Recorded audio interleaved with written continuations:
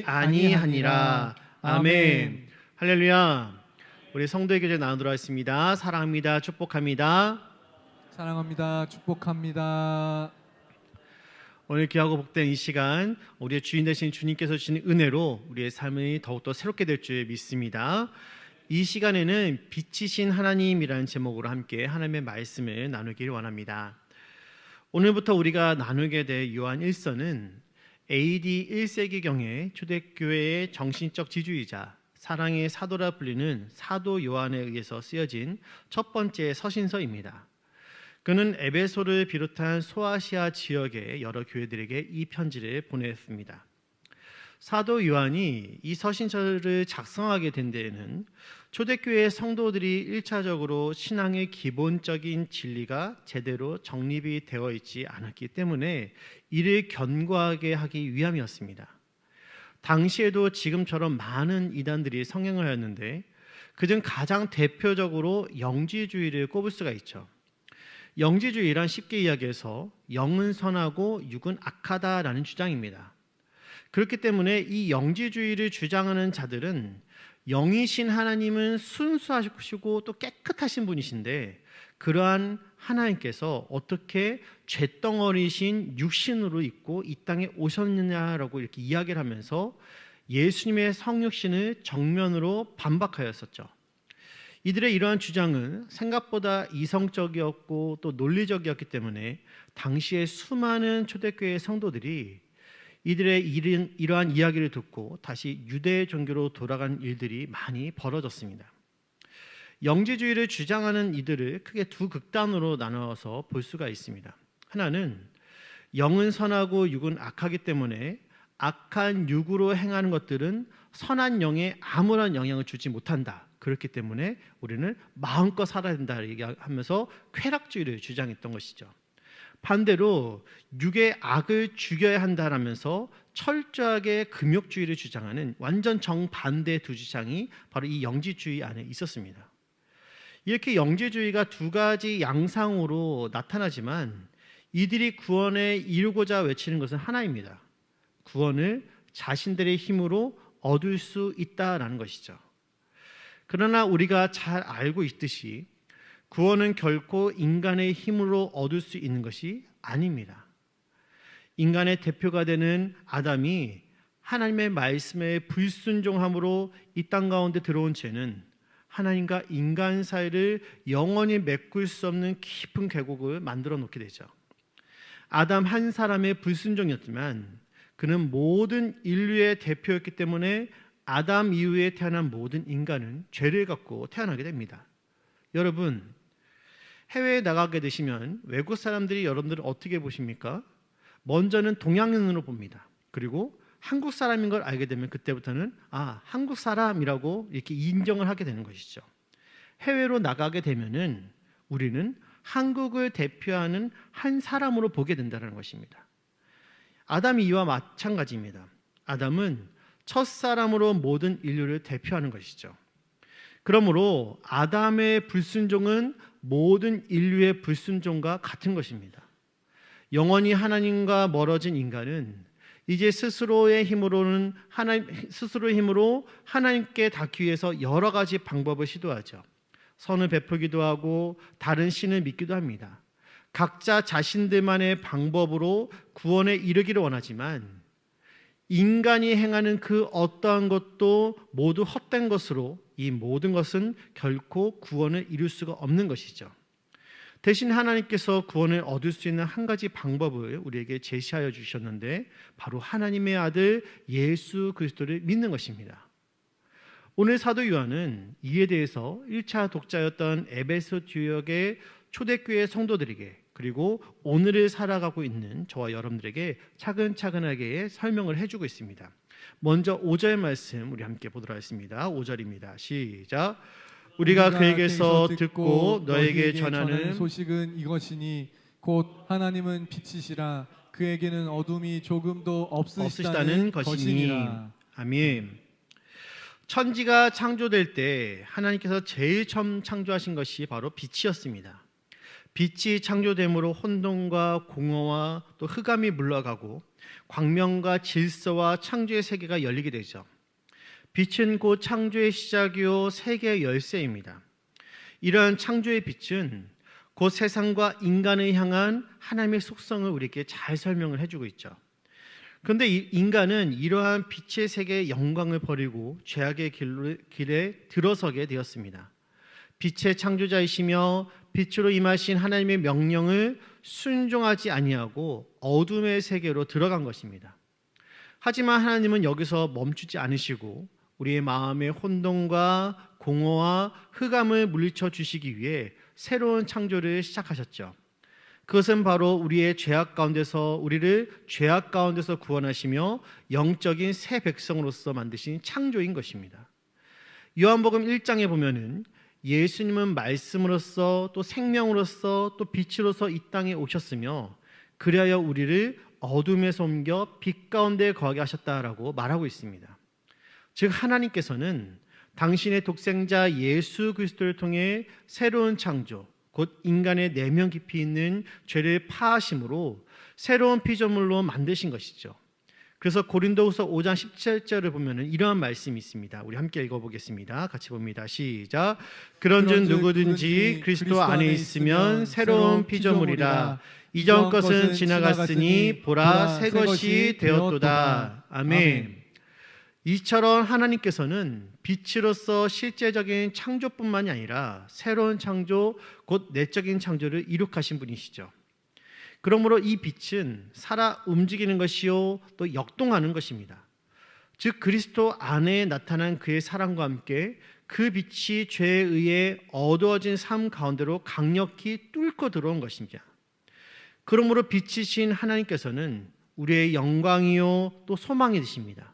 왜냐하면 하나님의 빛이 임하는 곳마다 새로운 창조의 역사가 일어나기 때문인 것이죠.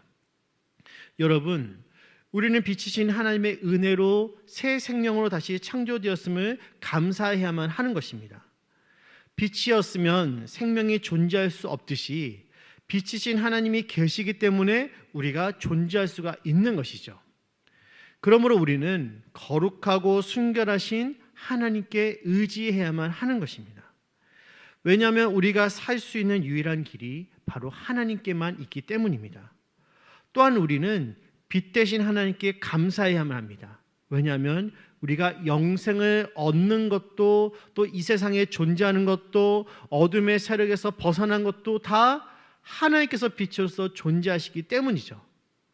이미 어둠에서 벗어난 빛 가운데 계신 사랑하는 우리 성도 여러분, 부디 만물의 근거요 참 생명의 창조자이신 하나님께 감사하는 우리 모두가 되기를 간절히 원합니다. 이제 우리 6절 말씀 함께 보도록 하겠습니다. 6절입니다. 시작. 만일 우리가 하나님과 사귐이 있다 하고 어둠에 행하면 거짓말을 하고 진리를 행하지 아니함이거니와. 아멘. 이 본문 말씀은 말씀 그대로입니다. 빛은 어둠과 함께 있을 수 없습니다. 칠흑 같은 어둠이 아무리 짙게 깔려서 내 손조차 보이지 않더라도 내가 아주 작은 빛만 있어도 우리는 분간을 할 수가 있게 되는 것처럼 어둠은 결코 빛과 함께 있을 수가 없는 법이죠. 따라서 빛이신 하나님과 교제하는 사람은 어둠의 길을 갈 수가 없는 것입니다. 하나님께서는 빛의 시작으로 천지를 창조하셨고 또 타락한 인간을 구원하시기 위해 세상의 빛으로 예수님을 보내심으로 우리의 어두운 마음을 재창조하셨습니다. 그러나 이것이 완성이 아니죠. 왜냐하면 아직도 세상에는 어두움이 있기 때문입니다. 우리 주변만 보더라도 얼마나 많은 어둠의 세력이 존재하고 있습니까? 문화와 경제, 예술과 정치, 대중매체, 교육에 이르기까지 아직도 캄캄한 어둠이 자리 잡고 있는 곳이 이 우리 주변에는 너무나도 많이 있는 것입니다. 때문에 빛이신 예수님을 경험한 사람들, 바로 저와 여러분들에게는 사명이 부여되었음을 잊어서는 안 되는 것이죠. 마태복음 5장 14절에 보면은 예수님께서 이렇게 말씀하십니다. 너희는 세상의 빛이라 산 위에 있는 동네가 숨겨지지 못할 것이요. 아멘. 여러분, 저와 여러분은 세상의 빛임을 믿으시기를 바랍니다. 빛이신 하나님께서 어두운 가운데 있는 저와 여러분들을 참 빛이신 예수님을 통해 어둠 속에서 끌어내 주신 것은 저와 여러분들이 이 어둑한 세상에서 빛으로 살라는 것입니다. 그러므로 모든 성도는 삶 속에서 좀 더 적극적인 태도를 갖고 살아가야만 하는 것이죠. 그 성도들이 가는 곳마다 새 창조의 사역이 일어나고 어둠이 물러가는 일들이 일어난다는 이 사실을 믿어야만 하는 것입니다. 예수님께서 70명의 제자들을 마을로 보내신 적이 있습니다. 시간이 지나 마을을 다 돌고 돌아온 제자들이 이제 예수님 앞에 나타나서 격양된 모습으로 예수님께 보고를 하죠. 주여, 주의 이름으로 주의 이름이면 귀신들도 우리에게 항복하되이다. 얼마나 흥분되는 일입니까? 주의 이름을 선포하자 수많은 이적과 기적이 내 눈앞에서 나타나는 것입니다. 예수님도 그들의 보고를 듣고 이렇게 말씀하시죠.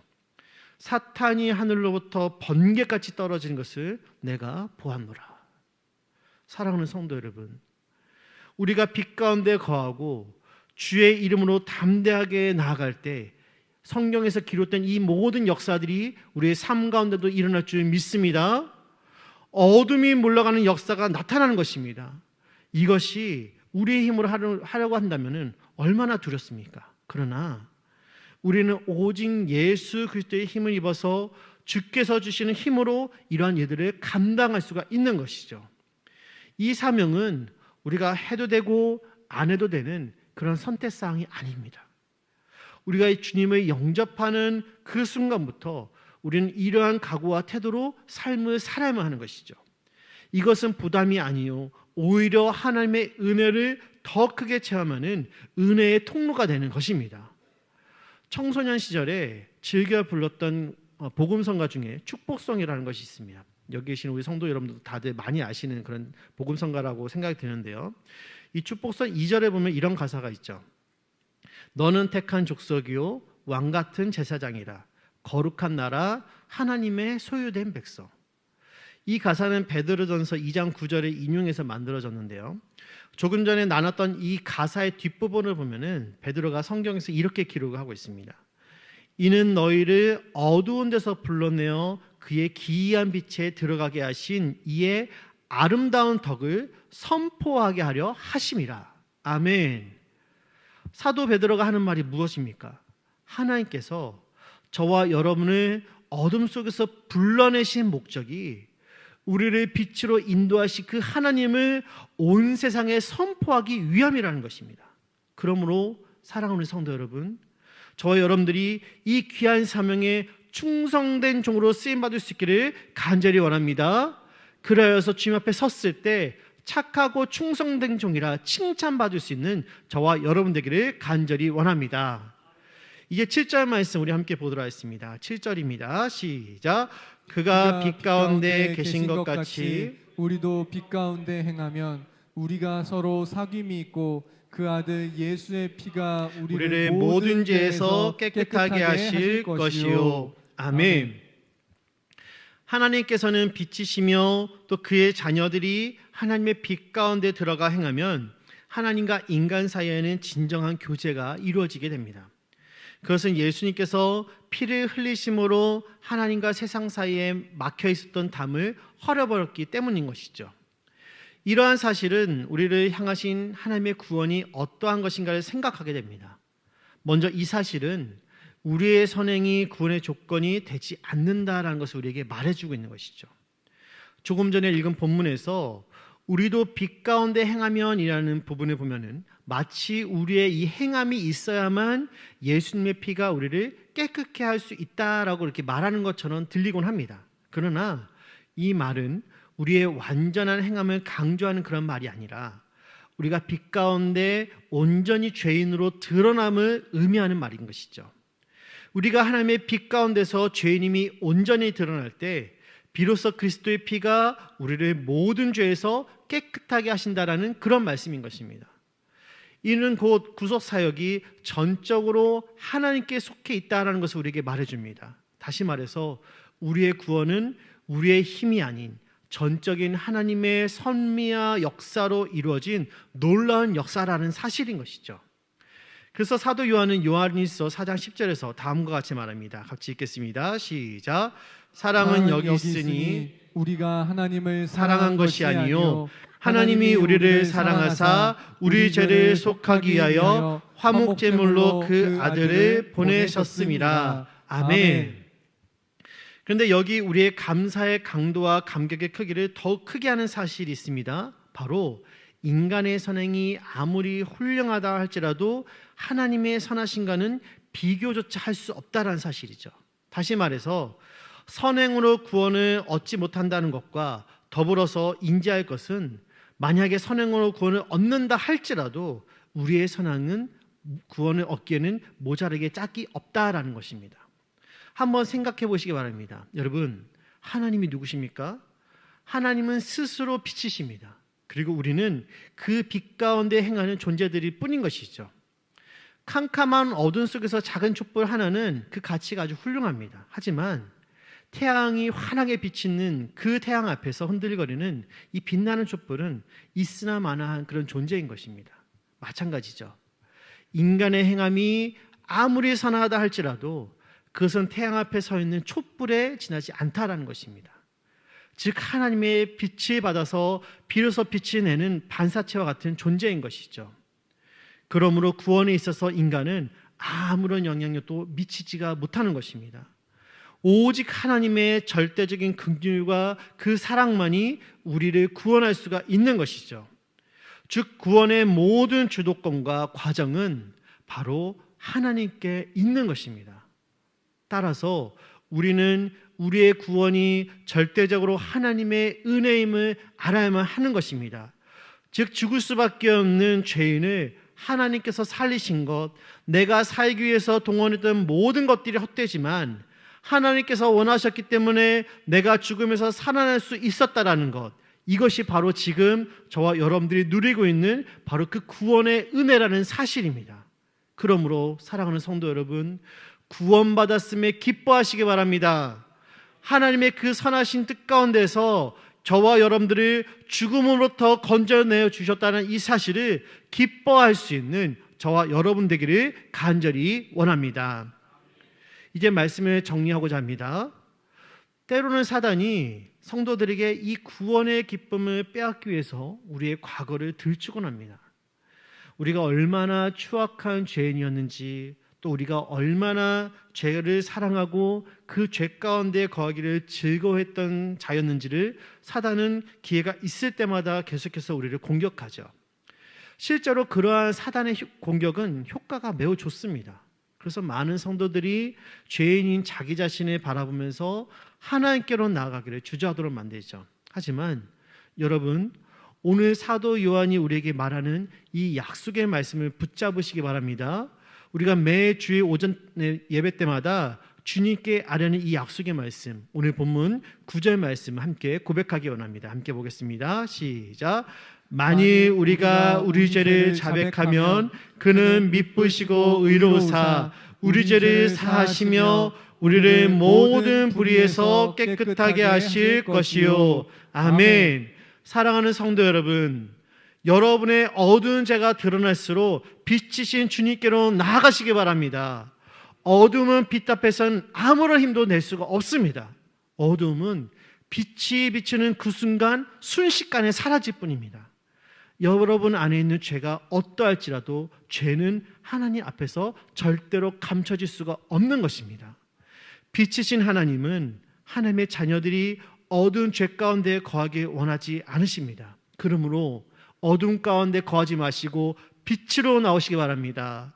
우리가 우리 죄를 자백할 때 하나님은 우리를 불쌍히 여기시고 우리의 죄를 용서하여 주실 것입니다. 그리하여 우리에게 하나님께서 주시는 그 하나님만이 주실 수 있는 참된 평안을 우리가 누리도록 허락하여 주실 줄 믿습니다. 이 약속의 말씀을 믿고 살아가는 저와 여러분 되기를 간절히 원합니다. 빛 가운데서 또 말씀 가운데서 빛의 자녀로서 빛이신 하나님과 풍성한 사귐을 누리시는 우리 성도 여러분 되기를 간절히 원합니다. 남은 한 주간 온 세상에 빛이신 하나님이 여러분들을 통해 가정과 일터 그리고 특별히 마음속에 품은 태신자들에게 온전히 알려질 수 있기를